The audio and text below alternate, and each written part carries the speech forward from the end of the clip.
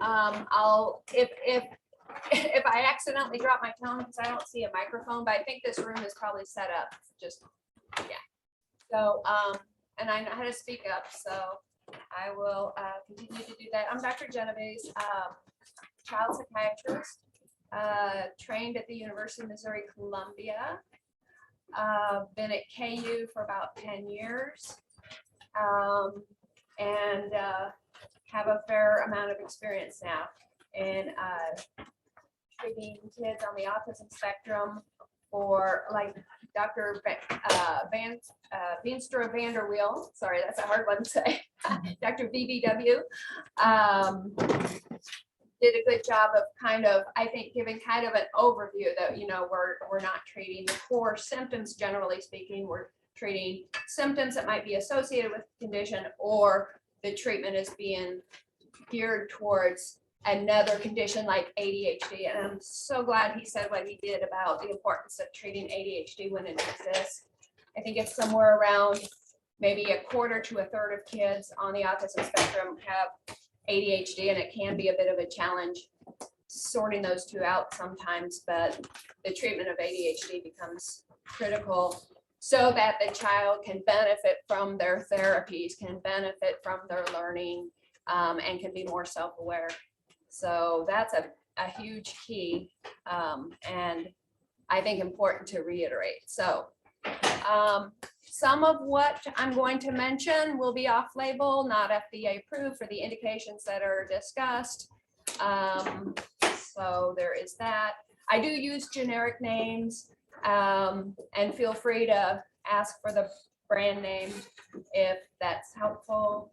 No conflicts of interest that I know of that I need to report here. And at the end of this session, hopefully you can list some treatments for behavioral problems commonly faced by autistic children, explain why medications prescribed for co-occurring conditions can be helpful, and describe the advantages as well as drawbacks of psychiatric medications, which are often prescribed for children on the autism spectrum. So, you know, a lot of our evidence for treatments is based on the diagnostic criteria in the DSM-5, and maybe someday they'll adjust that, but still it's referred to autism spectrum disorder, right? I'm trying to avoid that deficit oriented and focused language, so I will ASD, autism spectrum disorder. I'll just usually, when you see that on the slide, I'll probably say autism spectrum, but that's what we're referring to. So therapeutic, like Dr. Vanderweel said, behavioral interventions are key, as well as speech language therapy, occupational therapy, especially when there are prominent sensory issues impacting the child, social skills training, and educational or vocational support. So the IEPs, and then for the older kids, the vocational supports, young adults, vocational rehabilitation. I talk about these with interventions and treatments with families every day. So we don't just focus on the medications. Basic concept is we identify the target, you know, the main concern, and usually there are multiple main concerns. So you identify the main concern, and maybe it's anxiety, or maybe it's irritability, or maybe it's repetitive behaviors. So identify the target. The medications are to treat the target symptoms, generally speaking, or the co-occurring disorders, and not the autism itself. Potential benefits and risks of medications are, of course, determined on a case-by-case basis. Lots of psychiatric disorders in folks on the autism spectrum. 70% of children, according to one report, are meeting criteria for co-occurring psychiatric disorder based on parent interview. So you can look at the comorbidities. Specific phobia, very common in childhood anyway, but 44%. Anxiety disorders, heavily represented. And I can say, you know, clinically, I agree, see a lot of anxiety, a lot of ADHD, so 31%, so closer to a third. And depression. And we need to screen for that especially. When you're talking about medications, the Autism Treatment Network Registry reports that kids even in preschool age 3 to 5, 10% of them are receiving psychotropic medications. Now, the kids enrolled in this registry are not necessarily representative of kids with autism in the general population. So these individuals may be more likely to be seeking treatment, right? So not necessarily representative, but the point of the slide is that the kids get a little bit older, they're more likely to be on medications. You know, you get into middle school, junior high, high school, more likely to be on medications. So the NIMH, this is a different group of kids who are in school, who are identified with special healthcare needs. They have their IEPs probably, or is the group they're looking at. And they're saying that amongst the kids who are on medications, and that's more than half in that particular sample, those medications were most commonly stimulants for the treatment of ADHD. Alpha agonists, again, treat ADHD to have independent benefit for anxiety, irritability, other symptoms. SSRIs generally prescribed for anxiety or depression or obsessive compulsive tendencies, and then the atypical antipsychotics.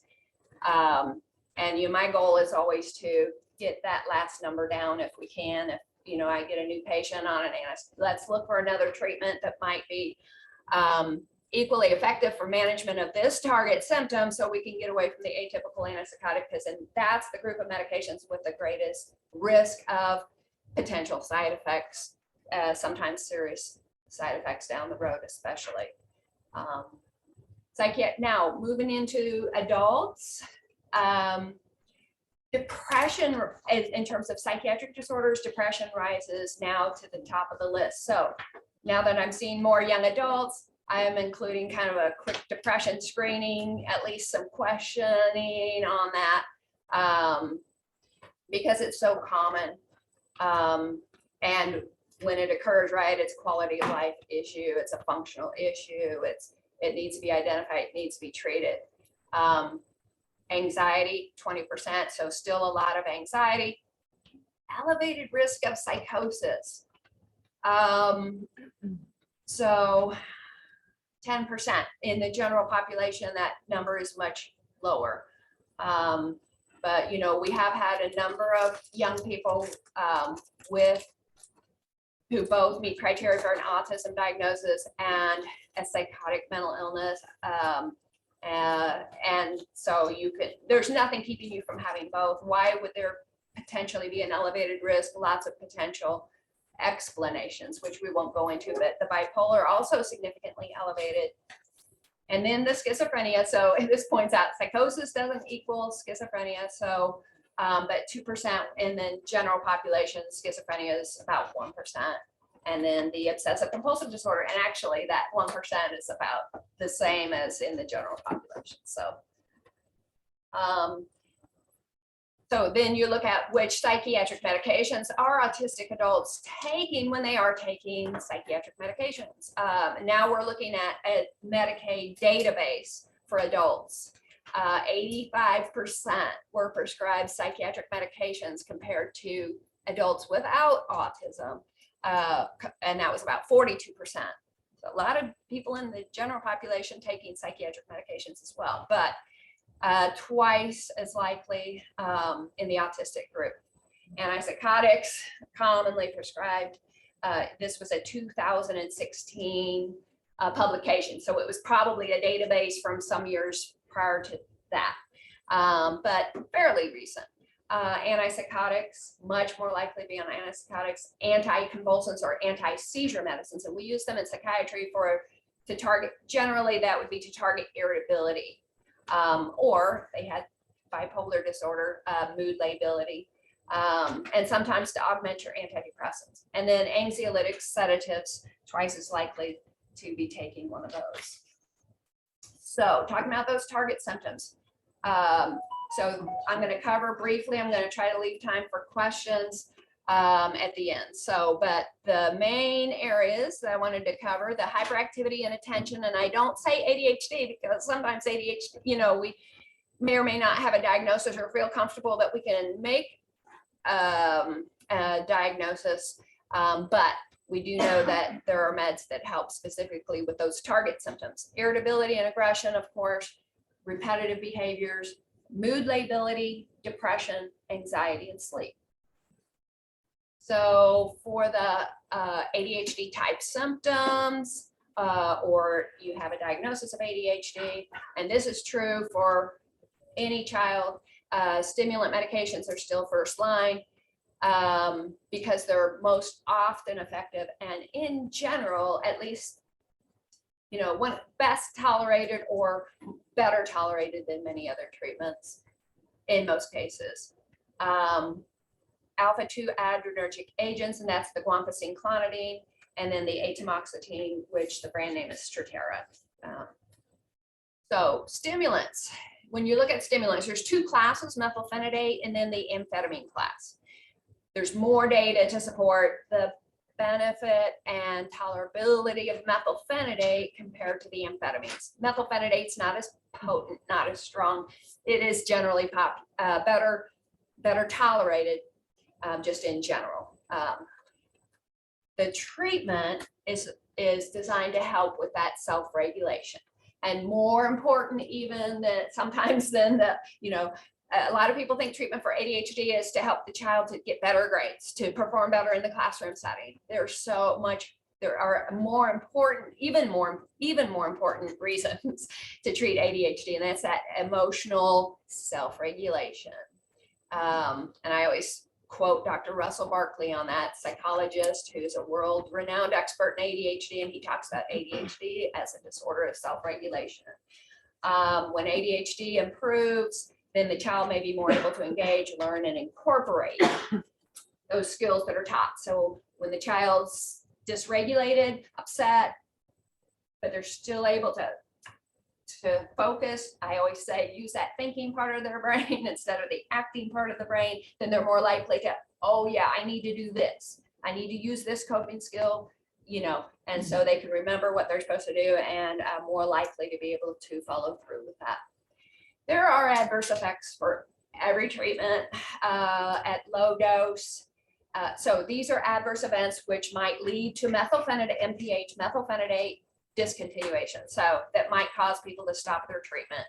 And appetite loss, irritability, insomnia, diarrhea at low doses, medium doses, higher doses. And anybody who's worked with me knows when we do this, we do a dose, we observe for a week because the child can't always tell you. We have to observe. And we want the teacher's input, if at all possible, plus the parent. So it's like, talk to the teacher. Anyway, we have to observe for these because it's not, these side effects that are more likely to occur at the high dose can occur at the low dose as well.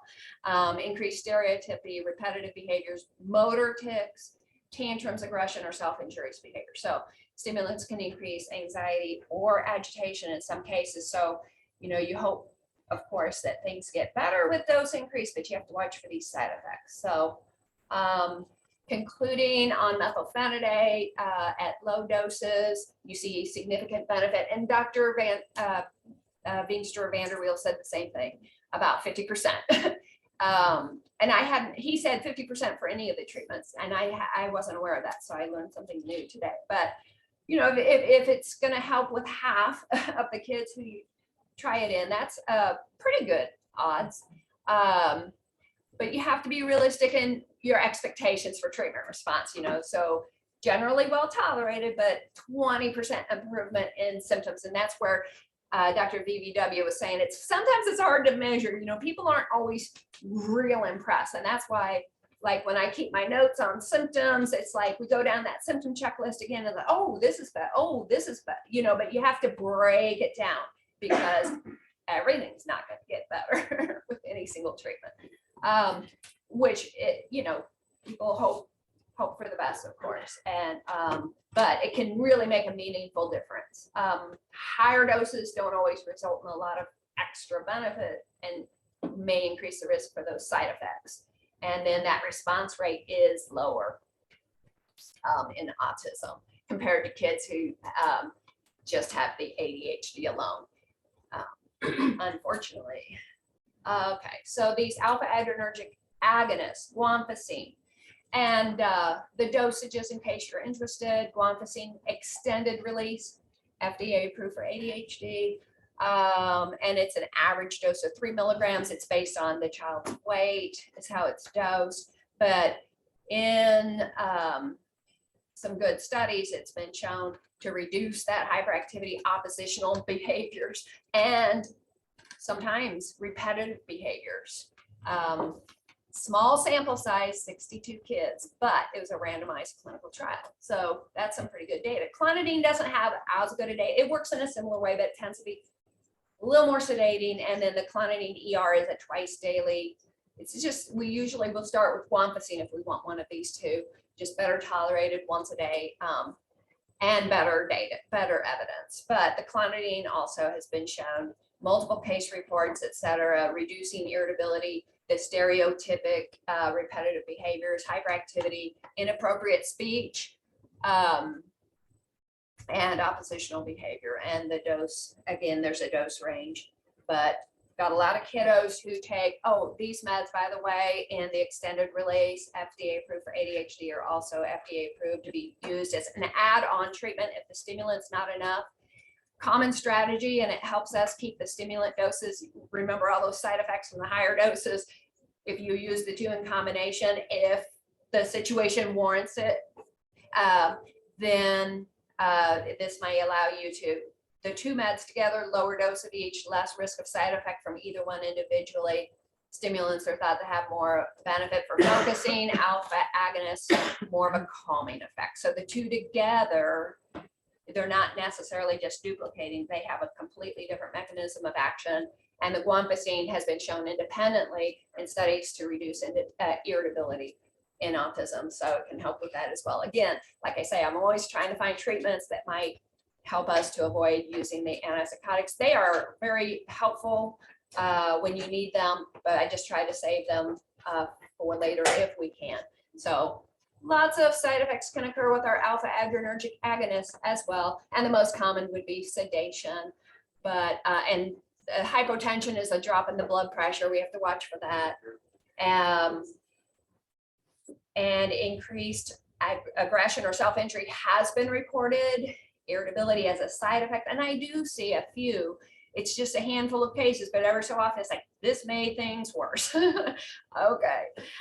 Which is part of the reason we always start with the lowest dose and we wait before we increase until we know we're not having side effects. Nocturnal bedwetting and ureasis, probably if it's just too sedating, maybe, I guess. They sleep through the night. ADHD medication, moving on to atomoxetine, moderate improvement in ADHD symptoms. And that was 97 kids with autism and ADHD. And the treatment was, the response for, from treatment was maintained by 60% of those subjects over a 24-week extension study. So we not only look at, treatment response in these, typically pharmacological trials are shorter or brief in duration.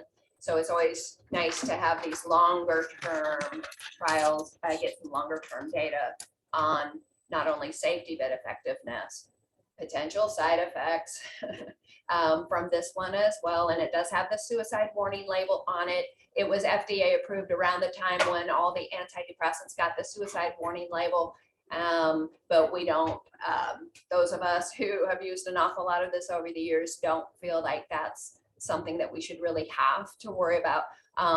But remember, we go back and remember that depression is more likely to occur. And so we're going to be asking anyway about suicidal thoughts.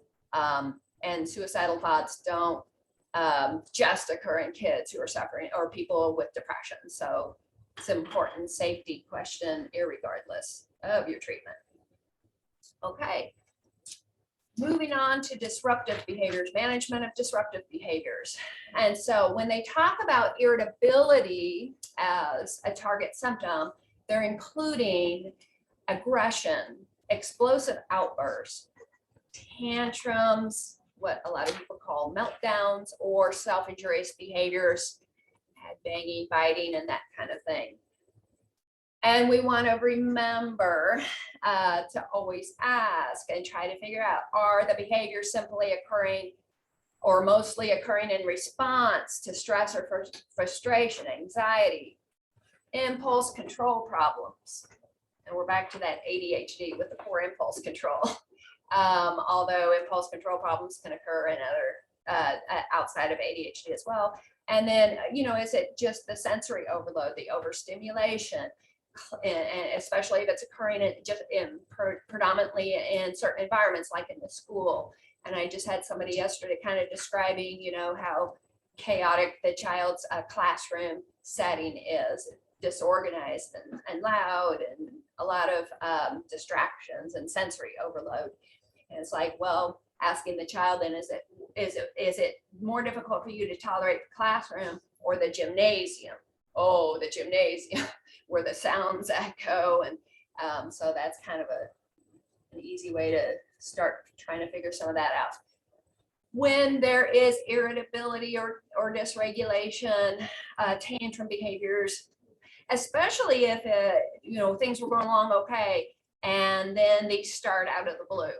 Think about these medical causes that could be triggering, and kids a lot of times will not report be able to report on the location of the discomfort or describe it. So things like ear infections, abscesses, headaches, gut discomfort, lots of kiddos with constipation problems. Reflux is common just in the general population that can cause significant discomfort.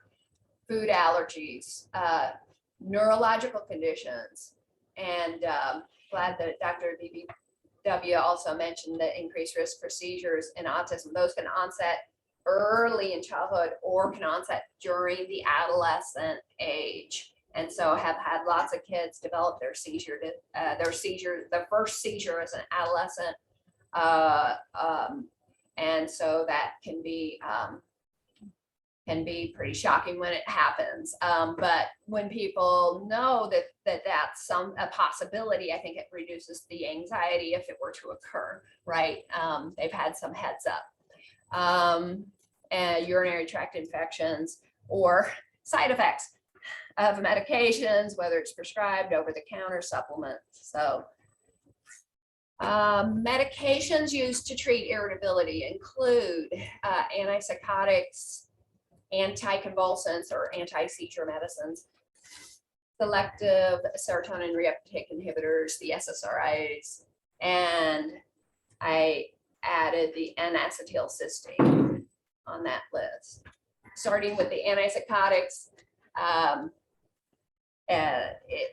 Risperdal has the most evidence in this category, and so has the strongest evidence for benefit. And then, so risperidone, Risperdal, aripiprazole, Abilify has the FDA approval as well, and also very good evidence to support. And then the other antipsychotics listed also have good evidence, but are not FDA approved. So the evidence isn't quite as strong, but I can tell you personally, I've used all on this list except the Clozapine. I've got some colleagues who use that more than I do, but that one you have to do frequent blood monitoring for the white blood cell count. Clozapine is FDA approved for treatment resistant schizophrenia in adults. Okay. So risperidone, FDA approved in 2006 for kids with significant irritability associated with autism who were at least 5 years old. The RUP Autism Network randomized multi-site placebo-controlled 8-week trial, 101 subjects, and 90% of subjects responded. And I'll tell you, this one is fairly dependable. When you need something and you need something now and you're fairly sure, you know, you need something that's going to work, this is a great one to start with. The dose range is 0.5 milligram to 2.5 milligrams a day. And there was a reduction in irritability.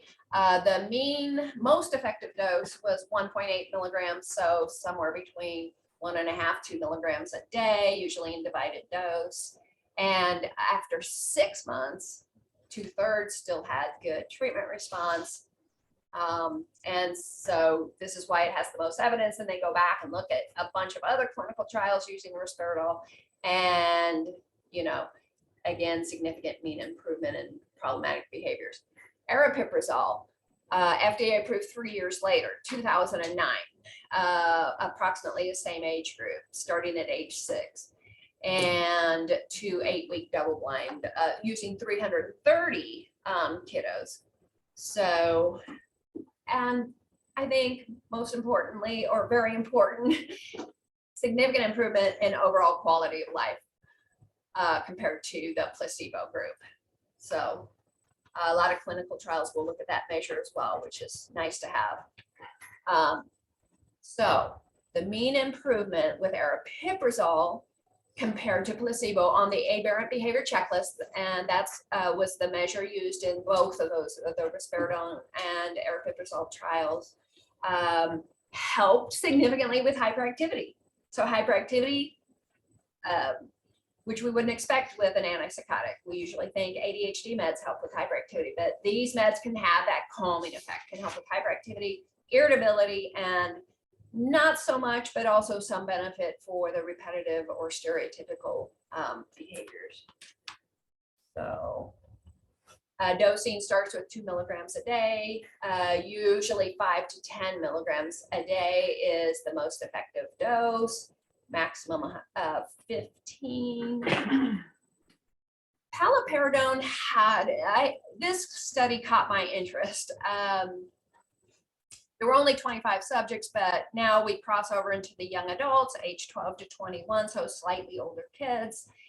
And they had an 84% improvement based on that aberrant behavior checklist and the clinical globals of impression scale. Reduced the irritability measure by half. But this is what caught my interest. These were all previous risperidone non-responders. They did not, and paliperidone is very closely related to risperidone, as you might be able to tell by the name, but they didn't respond to the risperidone in this group, but then they had an excellent response to paliperidone.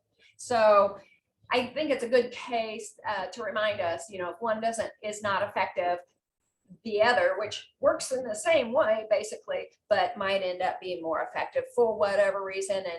And maybe when we get more information on precision medicine, we'll understand why. This is what I was mentioning earlier, lots more potential side effects from our antipsychotics. So if we go to these, we are more cautious to start them in the first place, but watching for side effects, and which will include blood monitoring for some of these. So, and I won't go through each of those in the interest of time, but lots of them that you need to watch for and be aware of, including metabolic syndrome, which is the precursor for diabetes, neutropenia, which is a drop in the white blood cell count, neuroleptic malignant syndrome, which is a severe side effect of antipsychotics, can be associated with catatonic features, and it can be a life-threatening emergency. It's very rare, thankfully, or tardive dyskinesia, which is the movement disorder, and that's more with longer-term use. So divalproex, this is one of our anticonvulsants that we were mentioning, anti-seizure medicines. And so it was a relatively small, two clinical trials are frequently quoted, and that would be Hollander and Hellings. And people in the audience may know Jessica Hellings. She's now at UMKC, but she was my predecessor at KU. She wasn't able to show a separation from placebo. In other words, she wasn't able to show significant benefit of the divalproex. A brand name is Depakote. However, Hollander did. So, and there were slight differences in the way they dosed according to body weight or according to the serum level. Anyway, but I'll tell you clinically, the divalproex can have a good calming effect when you have significant irritability in many cases. So topiramate, another anticonvulsant, by itself, it's tough to demonstrate good benefit, although I have seen a lot of good benefit with topiramate alone in some cases. But where it's really more effective is when you combine with risperidone. And what's interesting is that there are other treatments, some supplements, etc. They say that you can provide some added benefit when you give it with risperidone. And Dr. VVW was talking about the Dr. Aman's study, parent-mediated behavioral interventions. When you combine with risperidone, helps you use a lower dose of risperidone. Same thing for, and so it's nice to, again, sometimes use those combination treatments to try to keep the risperidone dose down. Or if you're looking to get off the antipsychotic, you can add one of these treatments, make sure we're tolerating okay, it looks like it's probably going to be helpful, and then start a slow taper off the risperidone. Sometimes that's a good strategy for using one of these meds. EEG abnormalities are common in autism, which was mentioned before as well. And we believe that maybe the symptom reduction of irritability, tantrum behaviors, etc., may occur as a result of dampening the abnormal or excessive brain electrical discharges. And that was a paper I published with Dr. Swatsana and Boutros and a few other authors just a couple of years ago. Rigid and repetitive behaviors in autism. So we want to point out the fact that rigid repetitive behaviors or preoccupations, it's different than obsessive compulsive disorder, but a lot of people will refer to these as the child's OCD kind of a thing. And so just wanted to add that slide to mention that. Selective serotonin reuptake inhibitors have been shown to have some benefit, starting with fluoxetine, citalopram, and that would be Prozac, Celexa. And so the evidence for adults is actually greater than the evidence for kids with these treatments. But the kiddos can definitely benefit as well sometimes. And they're very safe medicines. And acetylcysteine, it modulates glutamate. So that's what the glutaminergic, so it helps reduce the impact. Glutamate is an excitatory neurotransmitter. And Dr. VVW was talking about treatment that helped increase GABA, and GABA is the predominant inhibitory or kind of a calming neurotransmitter. So the N-acetylcysteine and some other treatments too that are being studied have this similar mechanism of action, but shown to increase social responsiveness as well as repetitive behaviors. Have had a lot of parents, there was a lot of excitement about NAC. It's a supplement, it's available over the counter, you can buy it yourself. But there was a lot of excitement, it's kind of it's lessened now. So but there was a clinical trial using a specific dosage, won't go into the details on that, but it was a good study and it showed side effects were relatively minimal. So SSRIs, we do prescribe a lot of these, target symptoms. So not only for the repetitive behaviors, but also can help with rigid, irritability, trouble with transitions, which, is that underlying anxiety, and then depression.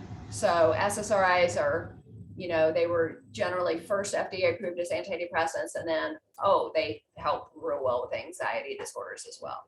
fluoxetine, and citalopram have the best evidence. And then the fluvoxamine, that's brand name Luvox, had also a placebo controlled. So open label studies, the last few are just open label studies, or the last two.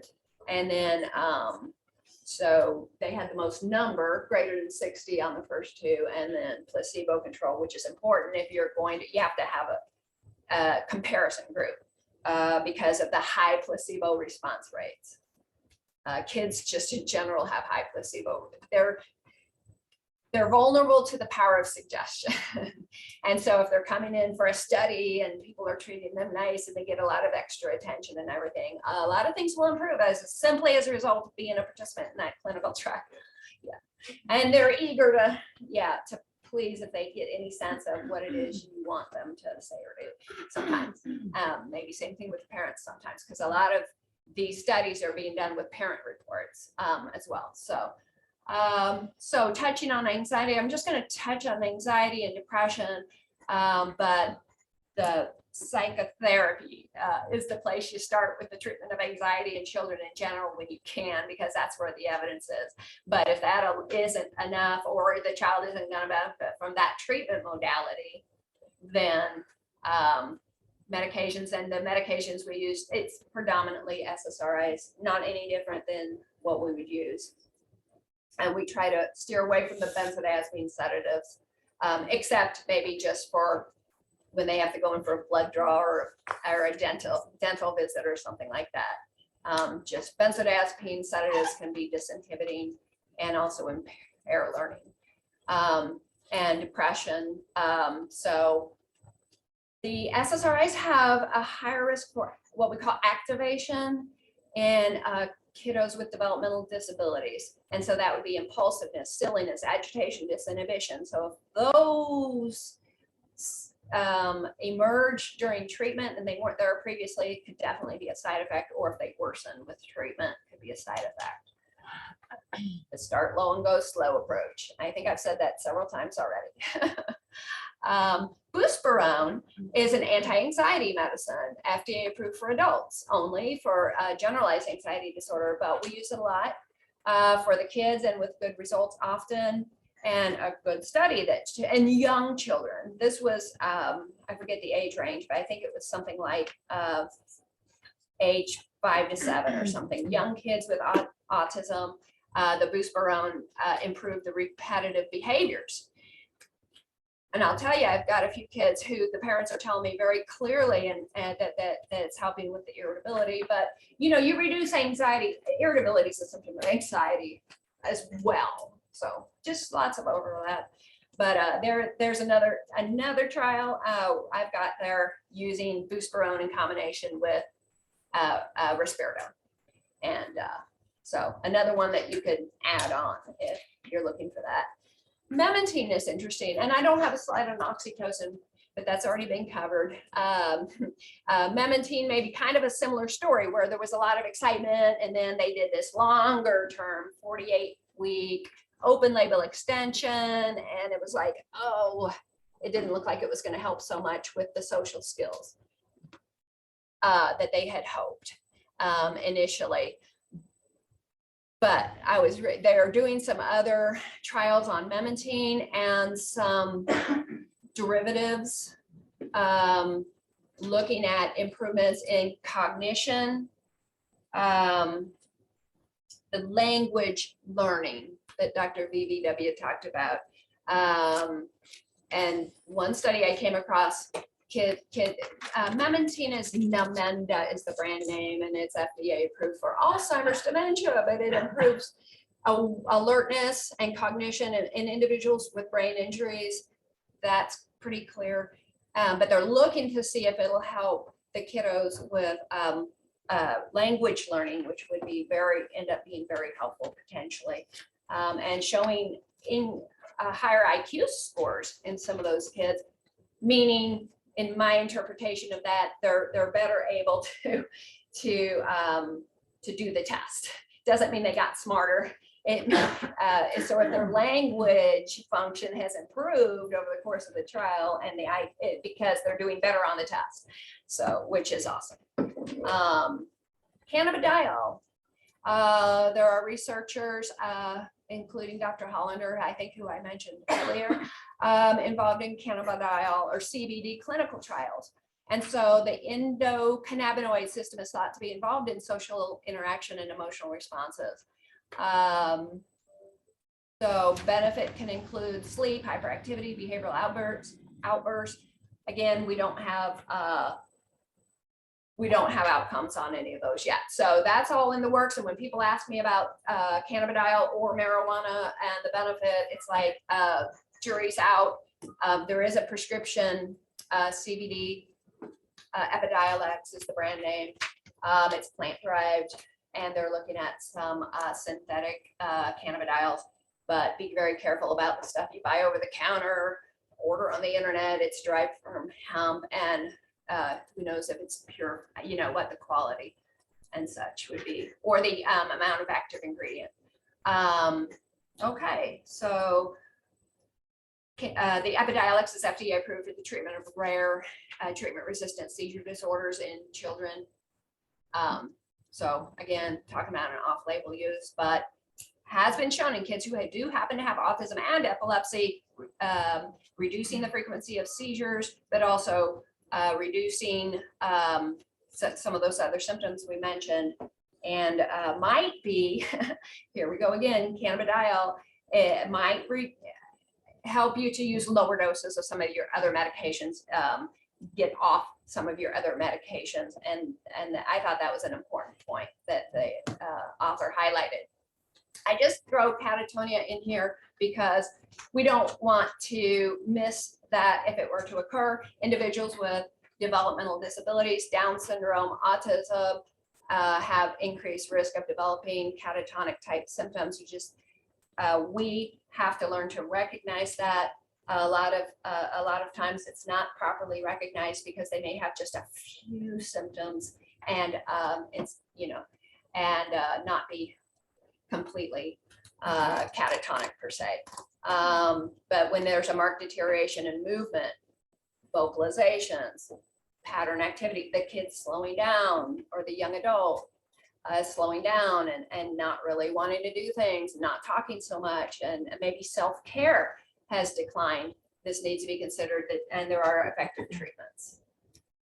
Insomnia, common complaint, lots of things we can give to help with sleep, and it's important to get a good night's sleep. I think that's, as we all know, and trying to minimize potential side effects. So that's about, pharmacogenetics, precision medicine.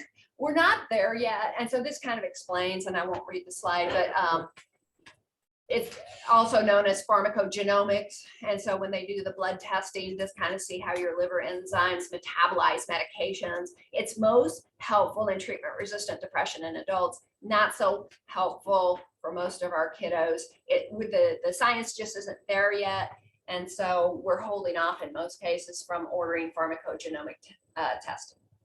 And a little bit of time for questions. Yes. Can you tell us what the research would support as far as like the minimum age? I feel like we have an EIBI clinic, and we've had several like tiny 2- and 3-year-olds that are coming in on some pretty heavy antipsychotics.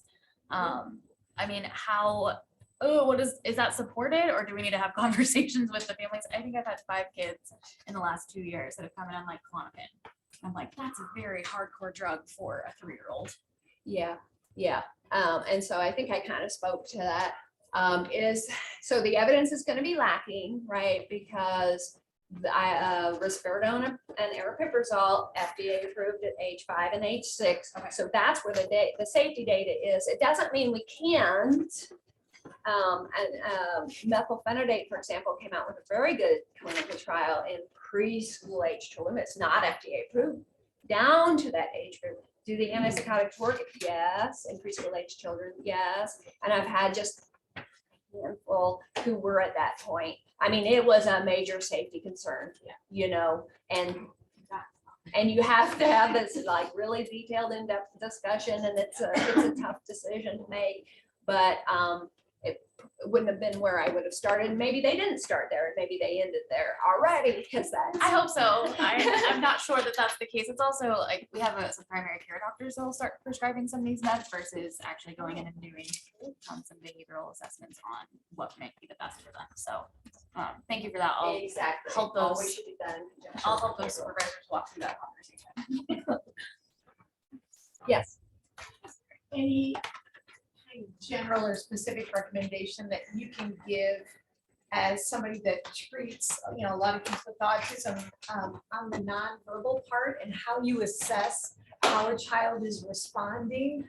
I mean, I have a completely nonverbal child and who's an adult now, but it just seems to be something that's not talked about at all. And I don't know if there's, and with a lot of med changes, it's so, if they have no reporting capability other than behavior. Yeah.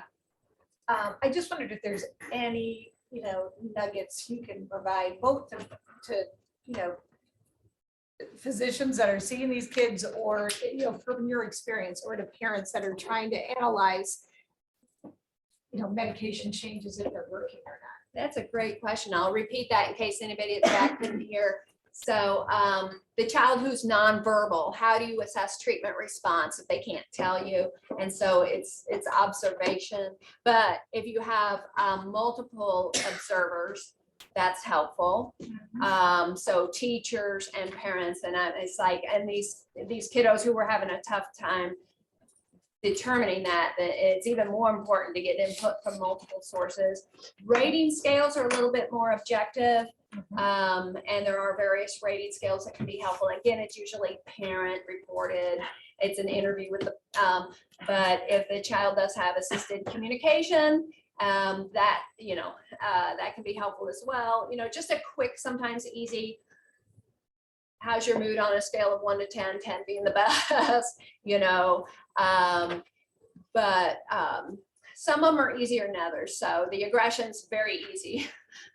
But anxiety's tough. We're doing a clinical trial for another indication, and we wanted to do a developmental disability, a different developmental disability. We wanted to do an anxiety measure to see if our treatment is going to help with anxiety, and we couldn't. And the kids also intellectual disabilities generally associated with this other developmental disability as well.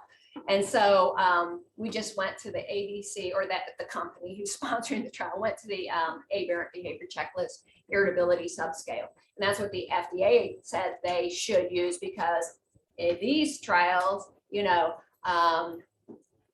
demonstrated significant improvement. That's observable. Yeah. So, and there's a bit of a guessing game, with anxiety and such, or depression. Yes. But we do have our symptom checklist, and if they mark off enough, and so we can get a gist, they're more likely to be willing to go with me now to the park. Yeah. Oh, hopefully that means that, whatever, we can guess the anxiety's down and that's why, or maybe there's a different reason, but yes. Okay, so you said that you typically start with the lower dose and you watch for side effects. Yeah. If it doesn't show that there's side effects, how do you determine whether to stay at that low dose or to increase? Good question. Some meds you need to stay at that low dose longer because you may not see that benefit right away. Stimulants, right away. Right. They kick in 30 minutes and they wear off at some point during the day. You can see when they, if the dose is strong enough and the child's responding to the treatment. Others we know, give them time. Don't increase the dose before you've given it time to have maximum benefit, especially if there's higher risk with those particular meds. And if you are seeing benefit with the low dose without side effects, is there a need to continue to increase? No. Okay. Shouldn't be. Okay. Yes. When a ASD, ADHD dual diagnosis exists and you're focusing on that ADHD aspect, what specifics do you look for in regards to anxiety and stimulants exacerbating those the anxiety issue without the given mindfulness to be able to focus on coping skills or whatnot. I guess, what do you look for there, and how do you determine if you should switch from a certain stimulant to, say, non-stimulants or so on and Yeah, so forth? good question. The question is, you have autism and ADHD. You choose a stimulant, and how do you assess if that stimulant is making the anxiety worse? Because anxiety is often there, and well, all of us have some anxiety, probably, and it's situational for sure. But how do you assess? So because I know it's a common side effect of stimulants, I ask and try to get at that the best we can. And certainly if there's more agitation or acting out or tantrums and meltdowns, then it's obvious. Then it's obvious. And then when do we switch to the non-stimulant? Well, if we knew there was significant anxiety in the first place, we would have started. And that, I'm glad you brought that up. That's a good example where stimulants are not first line. If there's significant anxiety, you already know it, start with a non-stimulant. And I didn't mention there's another new non-stimulant similar to atomoxetine, but I won't mention the brand name because I can't remember the generic name yet at this moment. But yeah, there's another treatment option for non-stimulants for the folks who were looking for non-stimulants. So we're thankful for that. Yes. What kind of category is it when you have somebody that is able to understand at a fairly high level if it's explained in a concrete way, but concrete thinking is not what, everything's about. There's a lot of abstract thinking. Is there a category of medications that can help move that dial or no? And I think the treatments targeted at ADHD, so can help. And you're talking about concrete thinking versus, helping the child. We are hoping will get better at the ability to think abstractly, right? Yeah. And so that's where the ability to focus, because you're more self-aware, you can, the working memory, ADHD treatments help with working memory, the ability to hold one thought while you're considering other possibilities. And so that ability to multitask, but also to get a bigger perspective on a single issue, for example, instead of going with the concrete, we can, So the treatments that help with, and maybe that Mementine will end up helping with that. And some others that they're looking at. Okay, thank you. I should probably let everybody go because I don't